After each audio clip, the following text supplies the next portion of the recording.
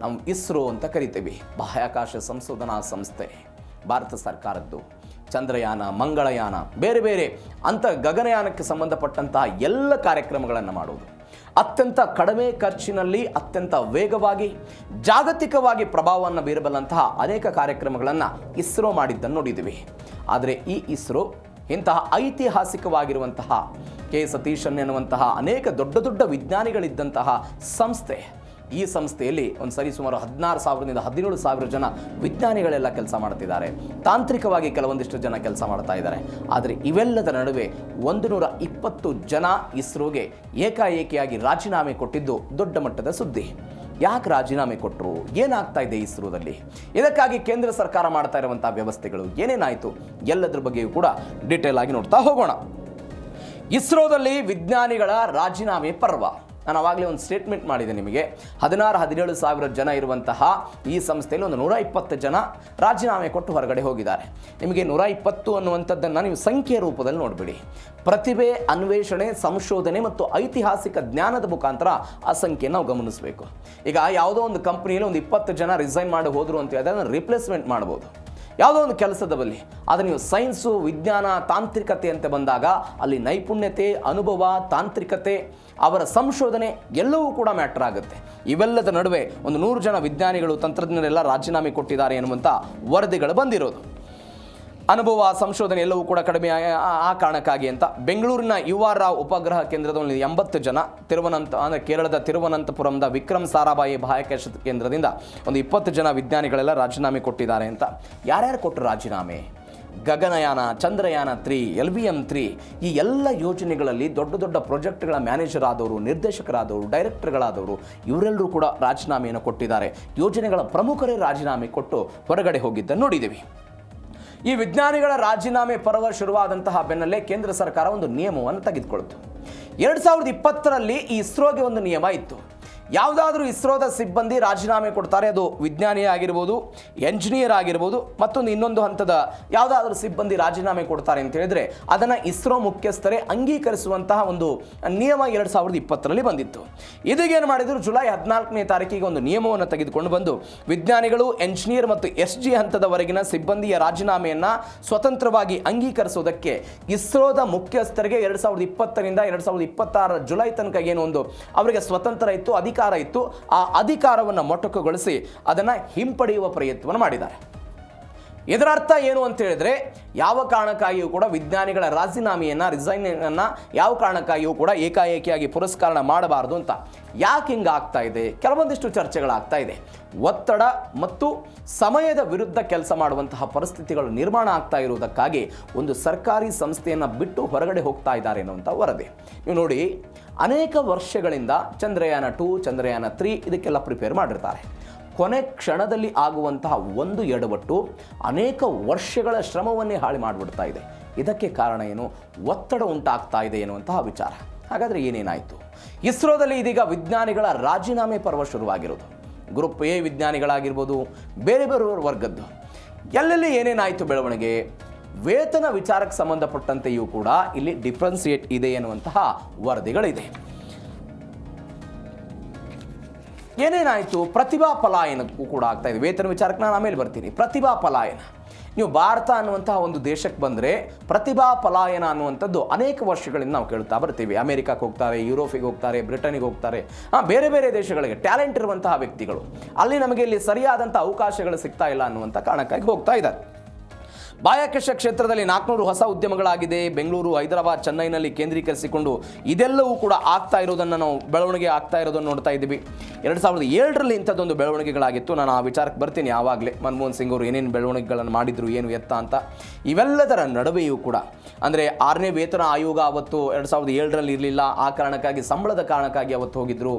ಇವತ್ತು ಇಸ್ರೋದ ಕೇಂದ್ರದಲ್ಲಿ ಇದ್ಕೊಂಡು ಇಲ್ಲಿನ ವೇತನ, ನಿಯಮಾವಳಿಗಳು, ಸರ್ಕಾರದ ರೂಪುರೇಷೆ ಇತ್ಯಾದಿ ಕಾರಣಕ್ಕಾಗಿ ಕೆಲಸ ಮಾಡುವಂಥ ಮಾಡುವಂಥ ಹಂತಕ್ಕೆ ಇವತ್ತು ಬಂದುಬಿಟ್ಟಿದ್ದಾರೆ. ಆ ಕಾರಣಕ್ಕಾಗಿ ಖಾಸಗಿ ವಲಯದಿಂದ ಪೈಪೋಟಿ ಇದೆ. ನೀವು ನೋಡಿ 2007ರಲ್ಲಿ ಇಂಥದ್ದೊಂದು ಘಟನೆ ಆಯಿತು. ಅಂದರೆ IT ಸೆಕ್ಟರ್ ಬೆಳೀತಾ ಹೋಯಿತು. IT ಸೆಕ್ಟರ್ ಬೆಳೀತಾ ಹೋದಂತೆ ವಿಜ್ಞಾನಿಗಳನ್ನು ಹೊರತುಪಡಿಸಿ ತಾಂತ್ರಿಕವಾಗಿದ್ದಂಥ ಸಿಬ್ಬಂದಿಗಳೆಲ್ಲ ರಾಜೀನಾಮೆ ಕೊಡೋ ಪ್ರಯತ್ನವನ್ನು ಮಾಡಿದರು. ಮಾಧವನ್ ನಾಯರ್ ಅವತ್ತು ಇಸ್ರೋದ ಮುಖ್ಯಸ್ಥರಾಗಿದ್ದರು. ಅವರಿದ್ದಂತಹ ಸಮಯದಲ್ಲಿ ಇಂಥದ್ದೊಂದು ಪರಿಸ್ಥಿತಿ ಆಯಿತು. ಅವತ್ತು 6ನೇ ವೇತನ ಆಯೋಗ ಇರಲಿಲ್ಲ, ಸಂಬಳ ಕಡಿಮೆ ಇದೆ ಅನ್ನೋ ಕಾರಣಕ್ಕಾಗಿ 2007ರ ನಂತರ ಒಂದು ಸರ್ಕಾರ ಕೆಲವೊಂದಷ್ಟು ನಿಯಮಗಳನ್ನು ತೆಗೆದುಕೊಂಡು ಬರೋ ಪ್ರಯತ್ನವನ್ನು ಮಾಡಿದರು. ಆದರೆ ನಿಮಗೆ 2010 ಮತ್ತು 20ರ ಈ 10 ವರ್ಷಗಳ ಅವಧಿಯಲ್ಲಿ ಒಂದು ಸಂಸ್ಥೆಯನ್ನು ಶುರು ಮಾಡ್ತಾರೆ ಅವರು. ಭಾರತೀಯ ಬಾಹ್ಯಾಕಾಶ ತಂತ್ರಜ್ಞಾನ ಸಂಸ್ಥೆ 2007ರಲ್ಲಿ ಶುರುವಾಗುತ್ತೆ. ಇದಾದಾಗ ಏನಾಯಿತು ಅಂತ ಹೇಳಿದ್ರೆ, ಯಾರ್ಯಾರು ಇಂಟ್ರೆಸ್ಟೆಡ್ ಕ್ಯಾಂಡಿಡೇಟ್ ಇರ್ತಾರೆ ಅವರಿಗೆ ಶಿಕ್ಷಣ ಕೊಡೋದು ಅಲ್ಲಿ ಈ ಕೇಂದ್ರದ ಮುಖಾಂತರ, ಪದವಿ ಪೂರೈಸೋದು, ಪದವಿ ಪೂರೈಸಿದ ನಂತರ ಇಸ್ರೋಗೆ ಅವರನ್ನು ನೇಮಕಾತಿ ಮಾಡಿಕೊಳ್ಳೋ ಪ್ರಯತ್ನವನ್ನು ಮಾಡ್ತಾ ಇದ್ರು. ಎಲ್ಲಿ ತನಕ ಇದು 2020ರ ತನಕ. ಅಲ್ಲಿ ತನಕ ಸಿಬ್ಬಂದಿ ಕೊರತೆ ಆಗಲಿಲ್ಲ. ಆದರೆ ಯಾವಾಗ 1990ರಲ್ಲಿ ನಾವು 90-80ರ ದಶಕಕ್ಕೆ ಹೋದರೆ ಅಮೆರಿಕಾದ ನಾಸಾಕ್ಕೆ ಹೋಗ್ತಾ ಇದ್ರು, ಬೇರೆ ಬೇರೆ ಯುರೋಪಿಯನ್ ಕಂಟ್ರಿಗಳೆಲ್ಲ ಹೋಗ್ತಾ ಇದ್ರು. ಬಟ್ ನೀವು 2007ರ ಬೆಳವಣಿಗೆಯ ನಂತರ ನೀವು ಖಾಸಗಿ ಕಡೆ ಹೋದರು ಕೆಲವೊಂದಿಷ್ಟು ಜನ. ಬಟ್ ಇವತ್ತು ಬಾಹ್ಯಾಕಾಶ ಈ ವಿಜ್ಞಾನದಲ್ಲೇ ಇದ್ಕೊಂಡು ಪ್ರೈವೇಟ್ ಸೆಕ್ಟರ್ ಅಂತ ಹೋಗ್ತಾ ಇರೋದು ನೋಡ್ತಾ ಇದ್ದೀವಿ. ಸ್ಟಾರ್ಟಪ್ಗಳು, ಏರೋಸ್ಪೇಸ್ಗಳೆಲ್ಲ ಬೆಳವಣಿಗೆಗಳಾಗ್ತಾ ಇದೆ.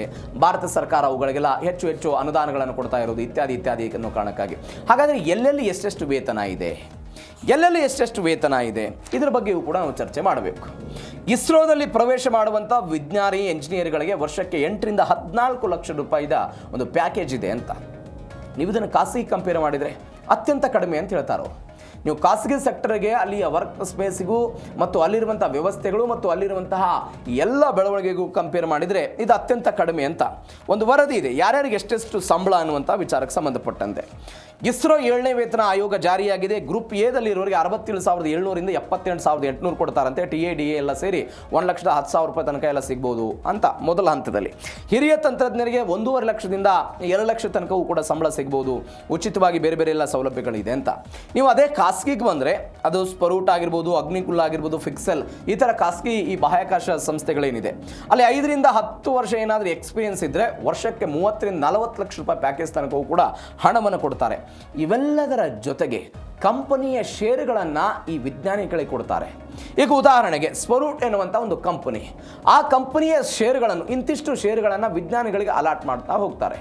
ಈ ಕಂಪನಿಯ ಷೇರುಗಳು ಬೆಳೀತಾ ಹೋದಂತೆ ಈ ವಿಜ್ಞಾನಿಗಳಿಗೂ ಕೂಡ ಲಾಭ ಆಗುತ್ತೆ ಅನ್ನುವಂತಹ ಕಾರಣಕ್ಕಾಗಿ ಇವೆಲ್ಲವೂ ಕೂಡ ಇದೆ. ಈ ಕಾರಣಕ್ಕಾಗಿ ಅವರು ಬೇರೆ ಬೇರೆ ಕಡೆಗೆಲ್ಲ ಪಲಾಯನ ಆಗ್ತಾ ಇದ್ದಾರೆ, ಬೇರೆ ಬೇರೆ ಕಡೆಗೆ ಹೋಗ್ತಾ ಇದ್ದಾರೆ ಅಂತ ಸದ್ಯಕ್ಕೆ ಬರ್ತಾ ಇರುವಂಥ ಇದು ವರದಿ. ಇದು ವೇತನ ಆಯಿತು. ಇವೆಲ್ಲದರ ನಡುವೆ ಇಸ್ರೋದಲ್ಲಿನ ವಲಸೆಯನ್ನು ತಡೆಯೋದಕ್ಕೆ ಕ್ರಮಗಳೇನು?